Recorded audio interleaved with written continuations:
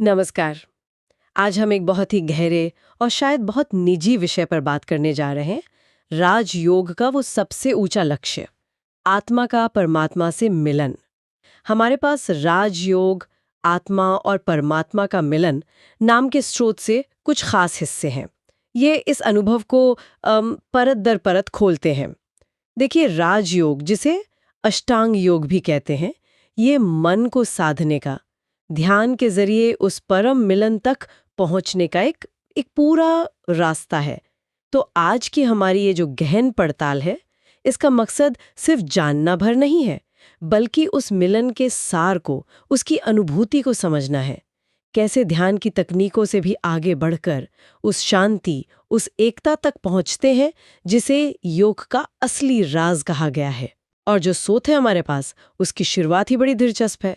एक अनुभव बताया गया है कि जब साधक गहरे मौन में उतरा, मन की सारी लहरें, सारी उथल-पुथल एकदम शांत हो गई। तब भीतर एक अजीब सी अकथनीय शांति उतरी। न कोई सोच, न कोई अपनी अलग पहचान, बस एक एहसास कि मैं हूं। और फिर कहा है, यही है योग का परम रहस्य। जहां साधना मतलब कोशिश खत्म होती है, वहीं से समाधि शुरू होती है। तो ये इशारा तो साफ है कि बात सिर्फ ध्यान लगाने की टेक्निक की नहीं, बल्कि उससे भी आगे जाने की है। ये कैसे होता है जब कोशिशें छूट जाती है? हाँ, बिल्कुल सही कहा आपने। ये अवस्था किसी तकनीक या कोशिश का फल नहीं है, बल्कि शायद उन कोशिशों के पूरी तरह से हो जाने के बाद की स्थिति है। स्रोत इसे ऐसे समझाता है कि ये वो मुकाम है जहां कर्ता, कर्म और क्रिया, करने वाला, जो किया जा रहा है, और करने का प्रोसेस, ये तीनों का फर्क मिट जाता है, एक हो जाते हैं। जैसे मान लीजिए कोई तैराक तैर रहा है, सीखते सीखते वो इतना सहज हो जाता है कि उसे पता ही नहीं चलता कि वो हाथ पैर चला रहा है। वो बस पानी के साथ एक हो गया है। और स्रोत इस पर भी जोर देता है कि ये मिलन कोई भविष्य में होने वाली घटना नहीं है। ऐसा नहीं कि हम कुछ करेंगे तब मिलेंगे। नहीं, ये तो एक सनातन सच की पहचान है, उसे जान लेना जो हमेशा से था। भगवत गीता का वो श्लोक याद आता है जो स्रोत में भी है, यो मां पश्यति सर्वत्र सर्वम च मयि पश्यति तस्याहम न प्रणश्यामि सच में न प्रणश्यति। मतलब जो मुझे सब में देखता है और सबको मुझ में देखता है, उसके लिए न मैं कभी ओझल होता हूं, न वो मेरे लिए। ये उसी एकता की बात है। ये महसूस करना कि जिसे हम मैं और वो समझ रहे थे, वो कभी अलग थे ही नहीं। अरे, ये सोचना कि मैं और वो कभी अलग थे ही नहीं, ये तो बिल्कुल मतलब सोचने का नजरिया ही बदल देता है।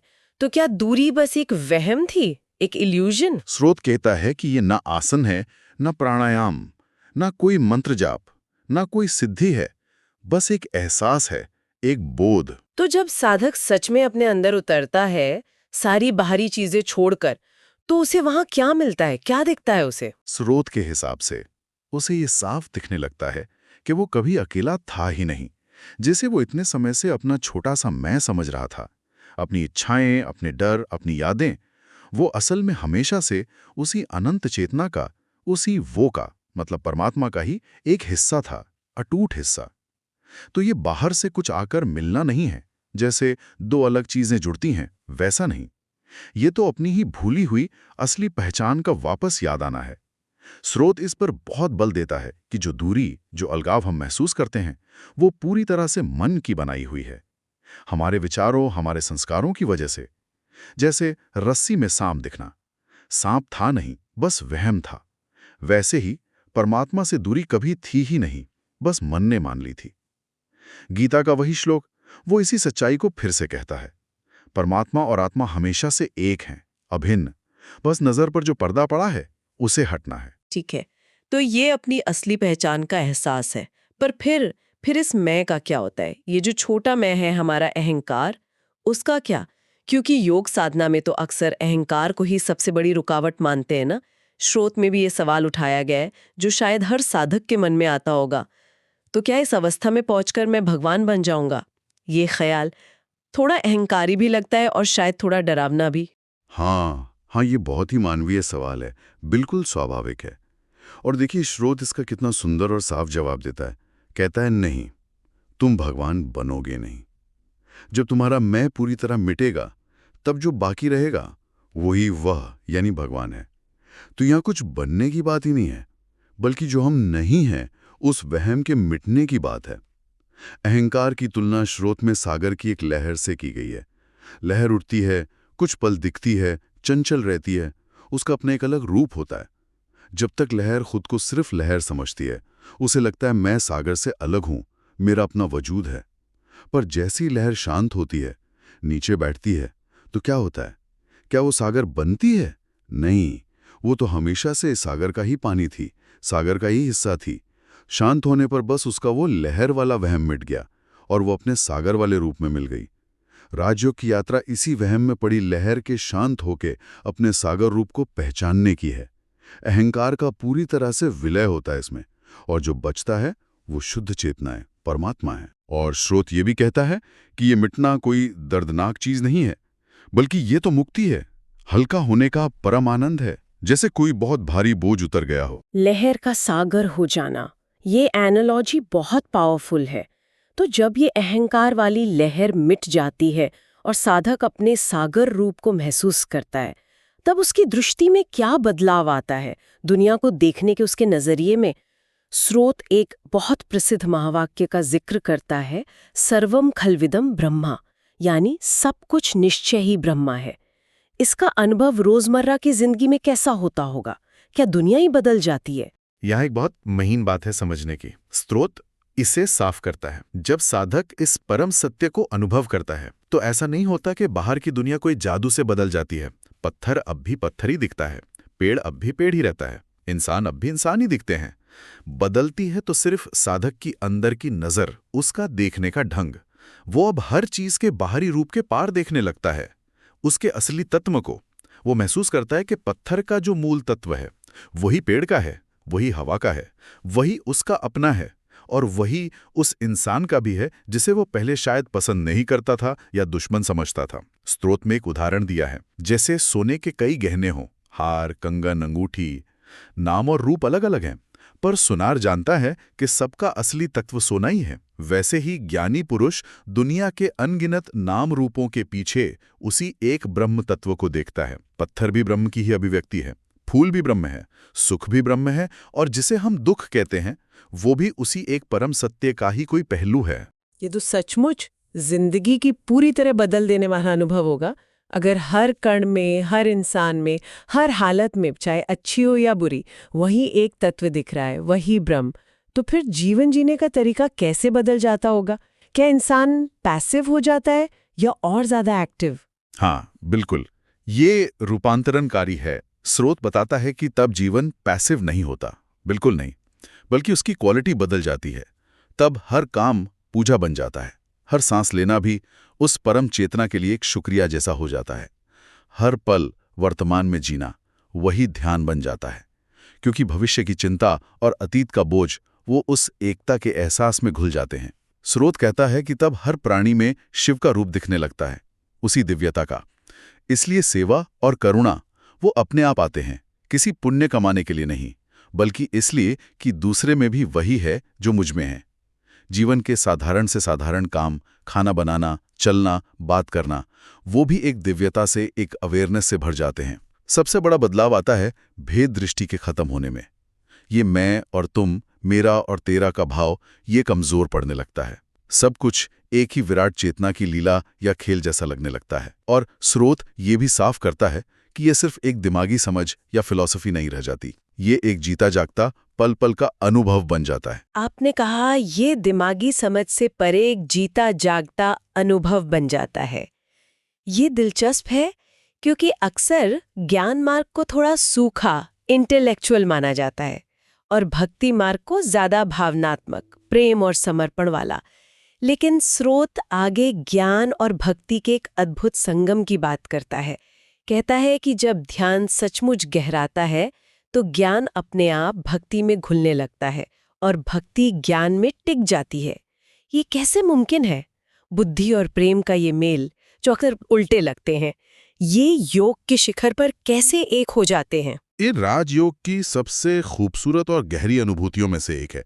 स्रोत इसे बहुत महत्व देता है। हाँ, आमतौर पर लोग ज्ञान और भक्ति को दो अलग रास्ते समझते हैं, कभी कभी तो विरोधी भी। ज्ञानी शायद भक्त को ज्यादा भावुक कह दे और भक्त ज्ञानी को नीरस, सूखा। पर राजयोग के शिखर पर पहुंचकर ये फर्क मिट जाता है। देखिए, जब साधक को ये अनुभव होता है कि सर्वम खल्विदम ब्रह्मा, सब कुछ वही एक परम सत्ता है, ये हुआ ज्ञान, तो उसके दिल में उस सब जगह फैली हुई सब में सुंदर सत्ता के लिए अपने आप एक गहरा प्रेम, एक कृतज्ञता, एक पूरा समर्पण जागता है। यही भक्ति है। जब आप हर कण में उसी प्यारे परमात्मा को देखते हैं तो नफरत या बेरुखी कैसे टिक सकती है? प्रेम तो उमड़े गई, स्वाभाविक है। स्रोत कहता है कि आखिरकार बुद्धि भी इस अनुभव वाले सच और प्रेम के आगे सिर झुका देती है। क्योंकि ये प्रेम अंधा नहीं होता, ये ज्ञान पर टिका होता है। योग का परम रहस्य शायद यही है कि सच्चे ज्ञान का आखिरी फल मीठी भक्ति है और गहरी भक्ति का आधार सच्चा ज्ञान है। वो एक दूसरे को पूरा करते हैं। श्रोत में गीता के एक और श्लोक का जिक्र है, नहि ज्ञानेन सदृशम पवित्रमेह विद्यते, यानी इस संसार में ज्ञान के बराबर पवित्र करने वाला और कुछ भी नहीं है। तो ज्ञान को इतनी इंपॉर्टेंस क्यों दी गई है, खासकर भक्ति के संदर्भ में? हाँ, और ये बहुत महत्वपूर्ण है। पर यहाँ ये समझना जरूरी है कि गीता या श्रोत जिस ज्ञान की बात कर रहे हैं वो सिर्फ किताबी जानकारी या दिमागी बहस नहीं है।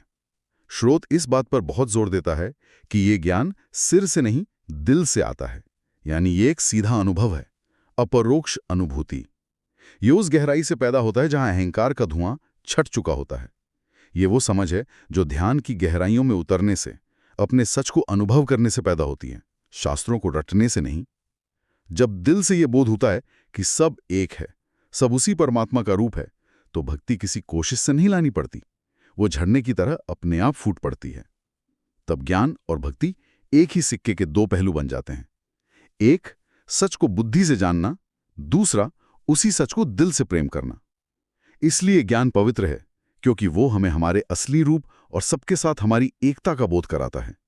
और यही बोध सच्ची, बिना स्वार्थ वाली भक्ति का आधार बनता है। तो इस पूरी यात्रा को अगर देखें, गहरे मौन से शुरू होकर समाधि की पहली झलक, फिर अहंकार की लहर का शांत होना, हर चीज में ब्रह्म का अनुभव करना, और फिर ज्ञान और भक्ति का दिल में एक साथ खिलना, इसके बाद साधक आखिर किस अवस्था में पहुंचता है?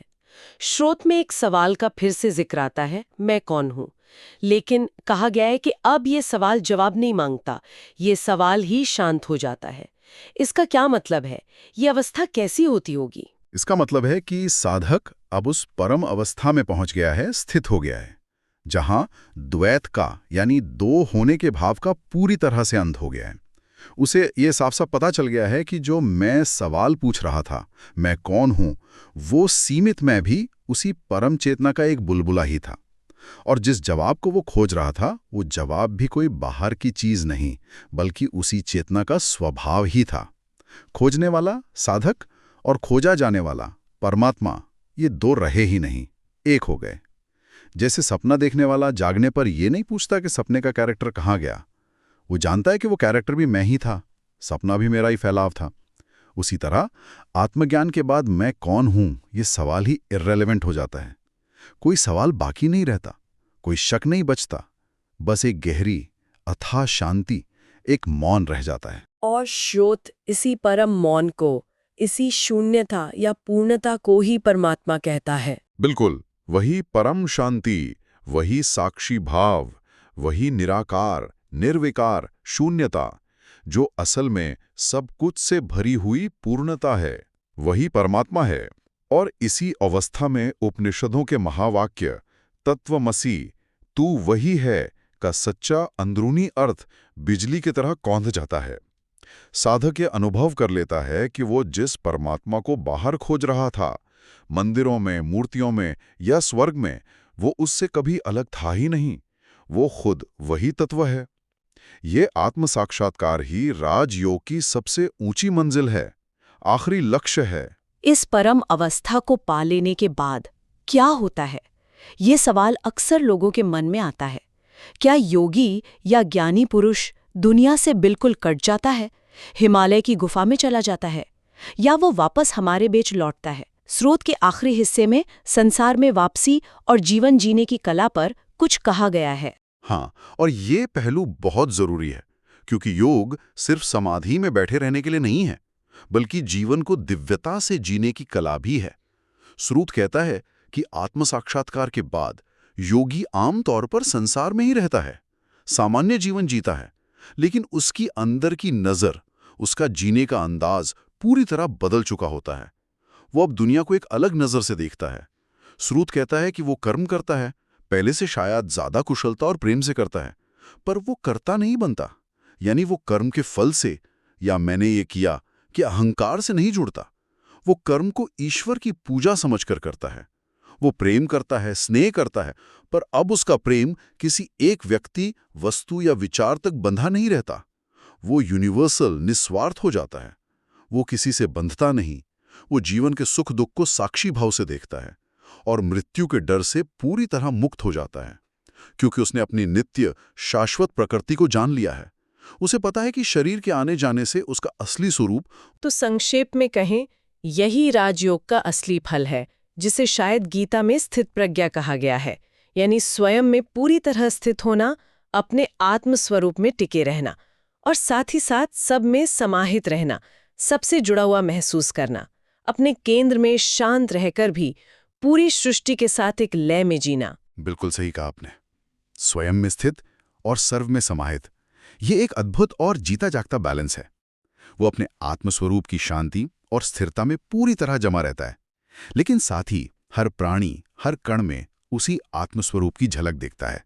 इसलिए उसका व्यवहार, उसका जीवन, उसकी बातें, सब कुछ दिव्यता, सरलता और करुणा से भर जाता है। स्रोत कहता है कि वो जीता जागता मंदिर बन जाता है, जिसके आसपास शांति और प्रेम का वाइब्रेशन महसूस होता है। तो आज हमने इस बेहद गहरी यात्रा पर एक नजर डाली, कैसे राजयोग के रास्ते पर गहरे मौन से समाधि का दरवाजा खुल सकता है, कैसे मैं यानी अहंकार की वो उलझी हुई गांठ घुलती है और कैसे साधक हर कण में, हर अनुभव में उसी एक ब्रह्म तत्व को देखने लगता है।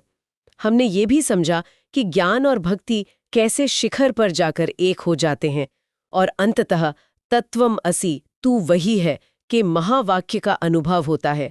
और ये यात्रा सिर्फ अंदर की शांति या मोक्ष तक ही नहीं है, बल्कि दुनिया में वापस लौटकर एक बदले हुए, मुक्त और प्रेम भरे नजरिए के साथ जीने की कला भी सिखाती है।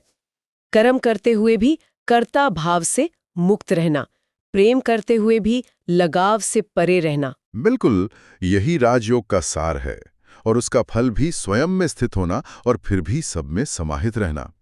इस स्रोत के जो अंतिम शब्द हैं वो बड़े मार्मिक हैं और सोचने वाले हैं। जहां ध्यान समाप्त होता है, वहीं से वास्तविक जीवन शुरू होता है। पर अब ये जीवन साधारण नहीं रहता, ये स्वयं ब्रह्म का जीवन बन जाता है। ये बात हमें एक गहरे सवाल पर सोचने के लिए छोड़ जाती है। अगर हर अनुभव, हर क्षण, हर सांस लेना भी उसी ब्रह्म का ही जीवन है, उसी की अभिव्यक्ति है, तो हमारे वो पल जिन्हें हम बहुत साधारण या बेकार समझकर बिता देते हैं, उनका असली महत्व क्या है? क्या उन साधारण पलों में भी दिव्यता को अनुभव करने की कोई चाबी छुपी है? हाँ, इस पर विचार किया जा सकता है।